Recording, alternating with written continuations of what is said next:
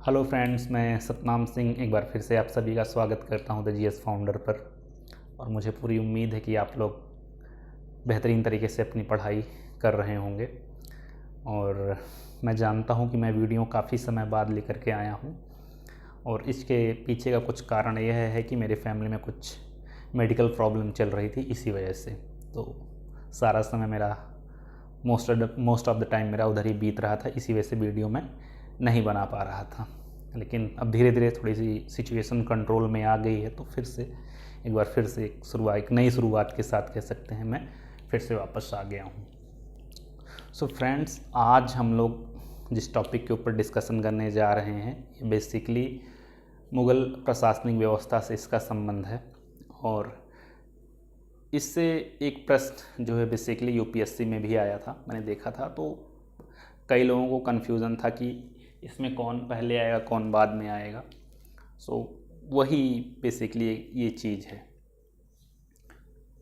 तो पेपर में पूछा था कि सूबा, सरकार, परगना और विलेज, ठीक, इसको सही क्रम में लगाना है। तो ऊपर नीचे करके उसका क्रम दे दिया था कि इसमें से कौन सा सही है। तो उसका सही क्रम बेसिकली है सूबा, उसके बाद सरकार, उसके बाद परगना और उसके बाद विलेज, जैसा कि यह मुग़ल प्रशासनिक व्यवस्था के अंतर्गत आता था। अगर आज की हम तुलना करें तो आज जैसे कि हम देखते हैं केंद्र होता है, उसके बाद फिर राज्य आता है, राज्य के बाद फिर डिस्ट्रिक्ट होता है, फिर डिस्ट्रिक्ट के बाद प्रखंड होता है जिसको ब्लॉक बोलते हैं, फिर विलेज होता है। ठीक है, तो राज्य, केंद्र सरकार, उसके बाद राज्य, फिर उसके बाद जिला, डिस्ट्रिक्ट, उसके बाद प्रखंड या ब्लॉक, उसके बाद फिर गांव। प्रखंड बेसिकली कई गांवों से मिलकर के बनता है, कई प्रखंडों से मिलकर के जिला बनता है, और कई जिलों से मिलकर के राज्य बनता है, और कई राज्यों से मिलकर के एक देश का निर्माण होता है, जिसकी केंद्रीकृत शक्ति एक बेसिकली चुनाव के माध्यम से हम देखते हैं ना कि केंद्र का चुनाव होता है, उसके द्वारा पूरा भारत को रूल किया जाता है। तो इसी प्रकार से मुग़ल प्रशासनिक व्यवस्था के अंतर्गत बादशाह तो था ही था। बादशाह के बाद जो केंद्र में जो शक्ति बैठी थी वो बादशाह थे। उसके बाद आता था सूबा, जिसको इंग्लिश में प्रोविंस बोलते हैं, सूबा। सूबे के बाद आता था सरकार को बेसिकली एक तरह से जिला कह सकते हैं, डिस्ट्रिक्ट के रूप में जाना जाता था। उस ज़माने में इसको सरकार बोलते थे। सरकार के बाद बेसिकली आता था परगना को अंग्रेजी में परगना ही कहते हैं। और इसके बाद जो आता था विलेज, यानी कई गांवों से मिलकर के परगना बनता था, कई परगना से मिलकर के सरकार बनती थी, सरकार से मिलकर के सूबा होता था, और सूबा डायरेक्ट किसके कंट्रोल में होता था? बादशाह के। कहते हैं कि जब अकबर की डेथ हुई थी 1605 के आसपास, उस टाइम में तकरीबन 15 सूबे मुग़ल एम्पायर के अंतर्गत आते थे, और इसकी संख्या औरंगजेब के टाइम तक आते आते तकरीबन हो गई थी 21 से 20 के आसपास। सो इन सूबों को चलाने के लिए, यानी इस प्रशासनिक इकाई को चलाने के लिए तरह तरह के अधिकारियों की नियुक्ति भी की गई थी, जिसमें से सबसे पहला था कौन? सूबे में 3 प्रकार के अधिकारी होते थे। तो जो सिपा सलार था ये हेड होता था, मतलब हेड ऑफ द सूबा डिपार्टमेंट। जो सूबा जो है, सूबा डिपार्टमेंट कह लीजिए, या इस प्रोविंस का जो हेड होता था उसको सिपा सलार कहते थे। ठीक, और यह डायरेक्ट किसके कंट्रोल में होता था? ये सारी इन्फॉर्मेशन किसको देता था? अकबर को। ठीक है, बादशाह से इसका डायरेक्ट लिंक था। उसके बाद जो दीवान बेसिकली क्या था? राजस्व संबंधित चीज़ों का लेखा जोखा करता था। राजस्व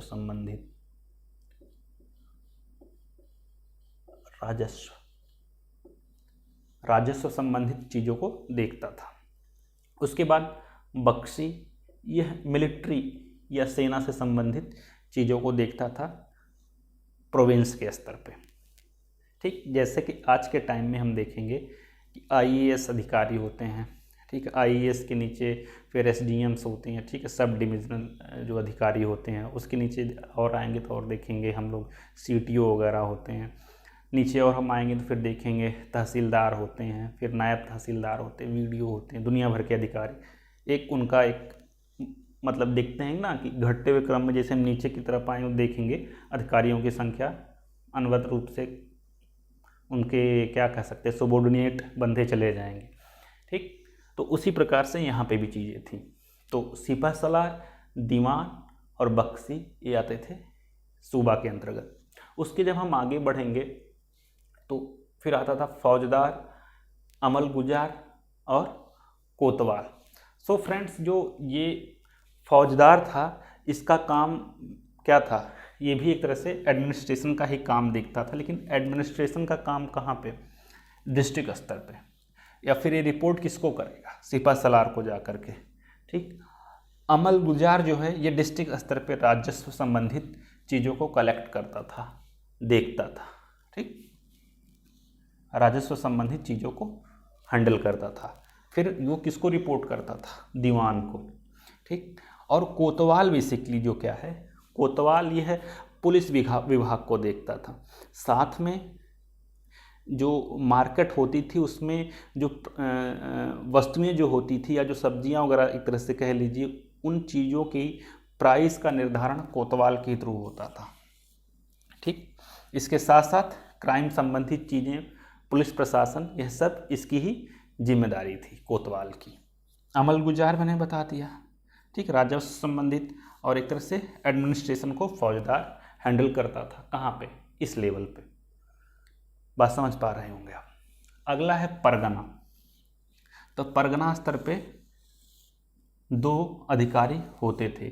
एक होता था कौन, सिकदार, और दूसरा होता था आमीन कानूनगो। तो जो सिकदार जो होता था इसका काम बेसिकली परगना स्तर पे कोतवाल का और फौजदार का होता था। जो काम यहाँ पे फौजदार अकेले कर रहे हैं और कोतवाल अकेले कर रहे हैं, परगना स्तर पे सिकदार वो दोनों कामों को करता था, ठीक। और यहाँ पे भी जो अमीन कानूनगो है इसको राजस्व अधिकारी कहते हैं, ठीक है। तो ये चीज़ों को इकट्ठा करके ला के इनको देगा, फिर यहाँ से चीज़ें यहाँ जाएंगी। बात समझ पा रहे होंगे।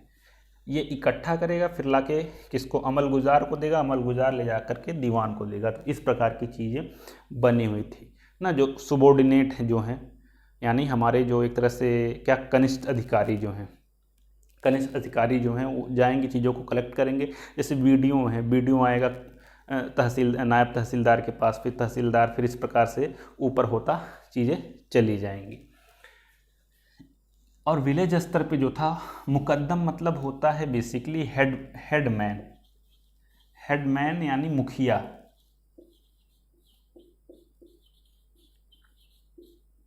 मुखिया। पटवारी एक तरह से अकाउंटेंट कहते हैं, ठीक। और चौकीदार यानी वॉचमैन, ठीक। चौकीदार गांव की वॉचमैनी करेगा, चीज़ों को देखेगा कोई वहाँ पे गड़बड़ तो नहीं हो रही। पटवारी अकाउंटेंट संबंधित चीज़ों को देखेगा, किसके पास कितनी ज़्यादा ज़मीन है, वहाँ से कितना चीज़ें निकल करके आ रही हैं, कितना वहाँ अनाज उग रहा है, ये सारी चीज़ों का लेखा जोखा सारा मेंटेन करके बताएगा इसको। और ये उस हिसाब से राजस्व का निर्धारण करेगा, चीज़ों को इकट्ठा करेगा, फिर इनको देगा, फिर यहाँ से चीज़ें यहाँ जाएंगी। तो इस प्रकार से चीज़ें क्या थी, एक वेल मेंटेन तरीके से ऊपर से नीचे की ओर आ रही थी, ठीक है। सबसे बड़ा अधिकारी, फिर उसके नीचे अधिकारी, फिर उसके कनिष्ठ अधिकारी, इस प्रकार से चीज़ें लगातार नीचे तक आती चली जाती थी। तो बादशाह से लेकर के, यानी केंद्र में बैठे बादशाह से लेकर के देहात में बैठे चौकीदार तक चीज़ें सुचारू रूप से चलती थी।